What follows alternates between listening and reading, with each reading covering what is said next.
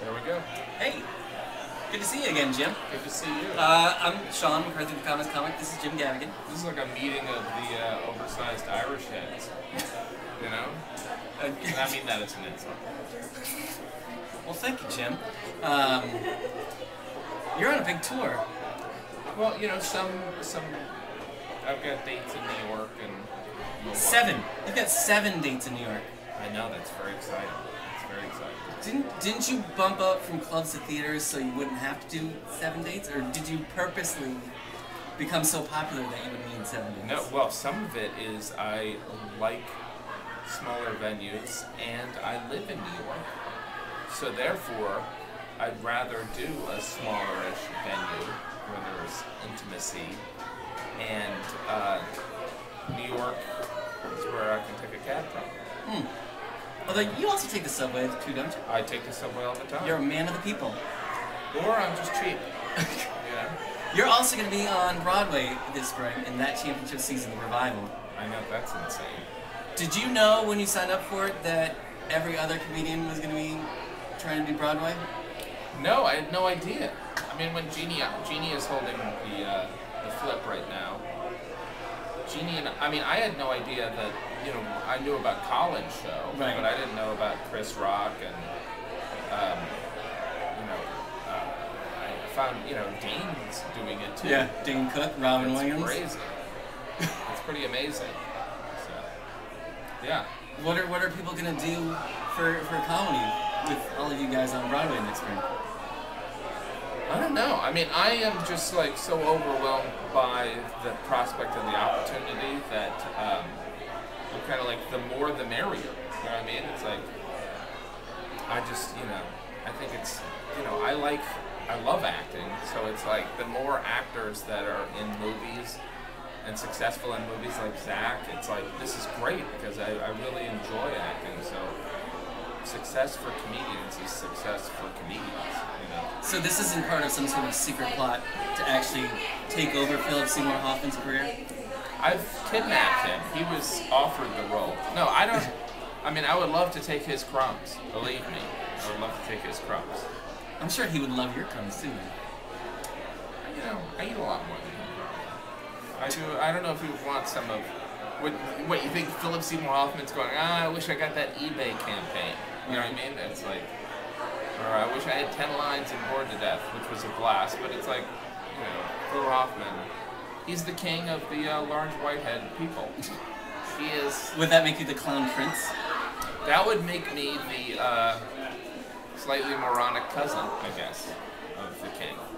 Now, I can't let you go without, I know you were talking, in your new hour, you talked a little bit about McDonald's. Yes. And the McRib is back. Yes. How many McRibs have you had?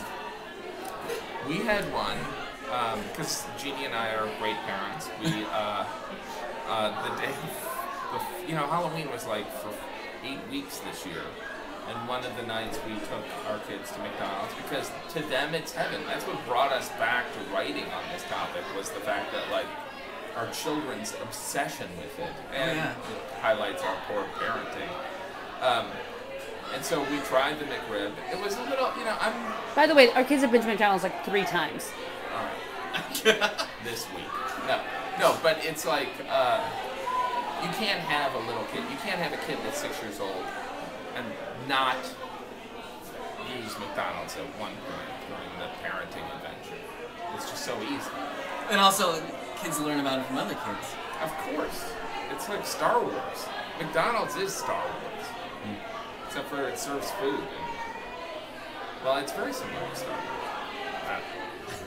But anyway, we saw the McRib was back, and so we ordered one. Yes, we ordered one. I was a little disappointed. I had this joke, and Jeannie and I had been trying to write about the McRib, even though it's like McDonald's in general it's kind of like, really, what's next?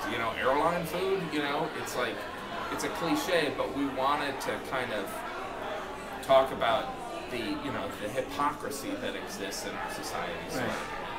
And, it's like if you're a comedian working on the road, you get done at 11 o'clock at night. You can either go to McDonald's or Denny's, and it's like, who wants to sit in Denny's? Well, I guess I do. But so we tried it, and the McDonald's thing, it started to come together, and now it's getting pretty long. Yeah. Hopefully it's fun. Wait, but did you like the McRib? I like it. It's all right. You know, it's like, you know, just because I write about something, it doesn't mean that I really love it. You know? You don't do the research? We did some research. There wasn't enough pickles on it. There wasn't enough pickles. And, you know, there's something just, it gives you the willies, you know, the painted on shaped ribs thing. But, you know, I tell you, if I love pork, but I'd much rather have like a Wendy's double, you know, or a steak and shake. Steak and shake is heaven. Do you hear that, Wendy's Steak and Shake people? Yeah. Want to sponsor Jim Gaffigan's next tour? Well, I don't know about that. But, how are you doing? I'm alright. You doing good? Yeah. So what, why do you think there are so many comedians that have these incredible opportunities to go to Broadway? I think it's because it's part of the larger return of the boom. People don't like to talk about the fact that we're in another comedy boom, just like we went through in the 80s. But it's happening.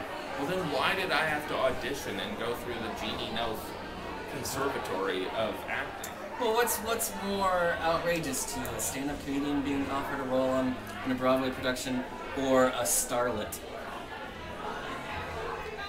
I don't know.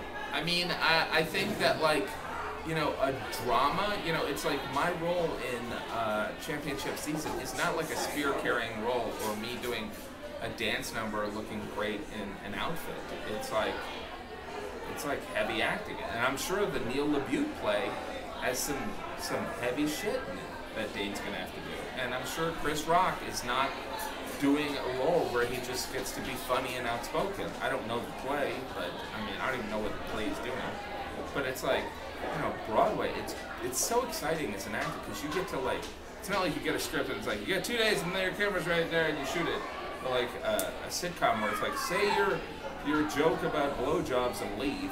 It's like, there's a whole, like, there's so many layers to it. It's similar to working on an hour. You know, you write an hour, or, you know, we wrote an hour, and now we're working on it, and we're going to be, you know, fixing it and nuancing the performance, hopefully, to a point of perfection. And I love the idea of working on a script and, you know, getting to work on it for a long time. I know that sounds crazy because it's like, people are like, well, wouldn't an actor get sick of it?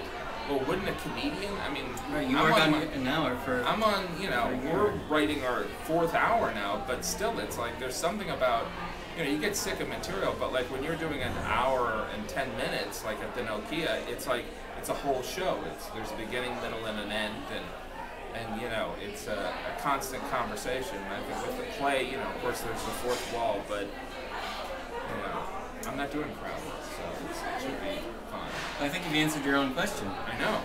A comedian has the experience putting together a 3-act play. I think so. You know, Monologue. I mean, it's showmanship, you know? I don't know. It's weird. Still got it. Jim Gaffigan, everybody. Thanks for taking some time. Thank you. Appreciate Thank you, buddy. Appreciate it. Get some tickets to see this guy. Well, hopefully. The Nokia Theatre. The Nokia Theatre. It's not the best Seven spot. nights in December. Or Milwaukee. And then in Milwaukee, When are you in Milwaukee? New Year's Eve, and the day that's before fancy. New Year's Eve. It's a beautiful time of the year to be in Milwaukee. I love Milwaukee. I really do. But, yeah, it's cold there. I'm sure they'll be warm and comforting for you. I mean, you know, the state of Wisconsin is kind of made for, like, me. It's like cheese, you know, rich, you know, bratwurst. It's like Overweight people. Overweight people, you know. I don't know. I'm a fan of Wisconsin. Yeah. Wisconsin is a fan of you. All right. This is the awkward ending of the interview, isn't it? Bye, Internet.